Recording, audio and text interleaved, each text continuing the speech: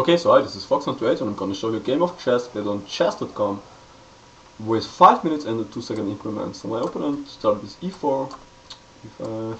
So these are all normal moves. He went to the Ruy Lopez, knight f6, and he took on c6. So another most common move is to take with the b pawn. I played d takes because I thought my opponent might not be that experienced, and now if he takes the pawn on e5, which looks free, we just play queen to d4, double attacking and winning this pawn back with a better position for black. So this would be already winning for black probably. Okay, he didn't do that, he protected his pawn, and so did I with bishop d6, protecting the e5 pawn. And now development, castles, and here I played bishop g4, forking, pinning his knight. And maybe not the best move, but it's okay. He mirrored my move, I kicked his bishop to h4. And here this is actually an interesting move. I played bishop h5, anticipating h3, and also I didn't really want him to play h3, because this way his king is more open to attacks. I mean, a3 would actually strengthen his position and his king safety. So, okay, here my opponent played quite a big mistake. He played queen to d2. And now, the first thing that's coming up is quite obvious. We take the knight, and now he should trade knights, which he didn't. Took the bishop. I mean, it's kind of the same, but in this position it's not only now his king is open and he has these double pawns and these isolated pawns. There is actually a really nice tactic in this move. So try to find it if you want. Pause the video. I'm gonna show it now. The move is actually, I guess, not that easy to find, but if you know the idea behind it, it's quite easy to find. So the move is knight takes e4. Looks crazy because this pawn is protected like 3 times by these 2 pawns and the knight, but this is actually attacking his queen. So now he is attacking my queen, I'm attacking his queen. I also have this discovered attack on his bishop, and yeah, he should take with the f pawn here, repairing his pawn structure a bit. And this is like a -1, so black is slightly ahead here. He played another blunder. He took the queen, and now I took his queen, of course. He attacked my knight, and now, I mean, you can already see here, after the fork cleared, his bishop is under attack, my knight is not, and I'm attacking his bishop and his rook. And I'm threatening to take on h3 with check. So, okay.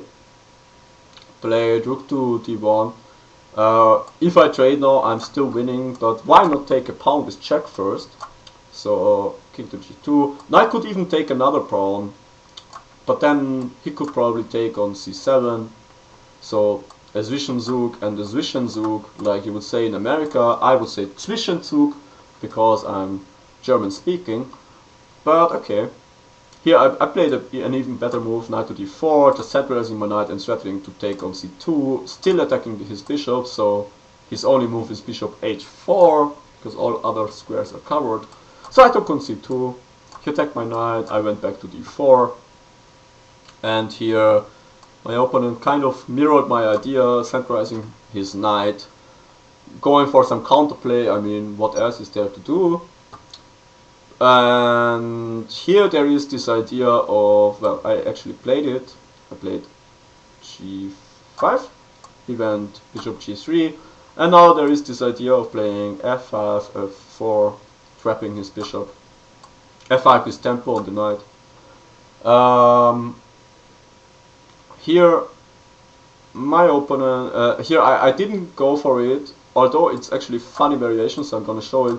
Here his best move by far is to trade, and then we take. And now look at this funny, healthy pawn structure in an endgame. I have actually never seen this in an endgame before. All 8 pawns, 1 pawn island. So this would have been funny, but I didn't go for it. I played a slightly inferior move. Knight e2, forking rook and bishop, but then after rook c2 I realized I don't really want to take his bishop. So I went back to d4, attacking his rook again, but actually he went to c4, which is the best move, just very slightly improving his position, so instead of going back. So this move didn't do anything really, so now I went for f5, and now he really should trade, of course, but he didn't do it. He went knight e2. I guess his only I guess his reason for that is, one, you always get this advice that when you're down material you should really avoid trading pieces, because the more pieces you have, the more chances you have to get into some tactics and maybe have the opponent blunder. But in this case, the other reason is, I guess he just didn't see that I'm trapping his bishop. I mean, if he trades, then now he can just push one of these pawns and save his bishop. But yeah, so he didn't do it. So I went f4, he took it, and now by far, I mean, taking with the e pawn is actually the worst, although this pawn structure looks healthy. Taking with the g pawn is fine. I took with the rook, which is by far the best, I guess, because now I have the idea of doubling on the f-file and putting pressure on f2.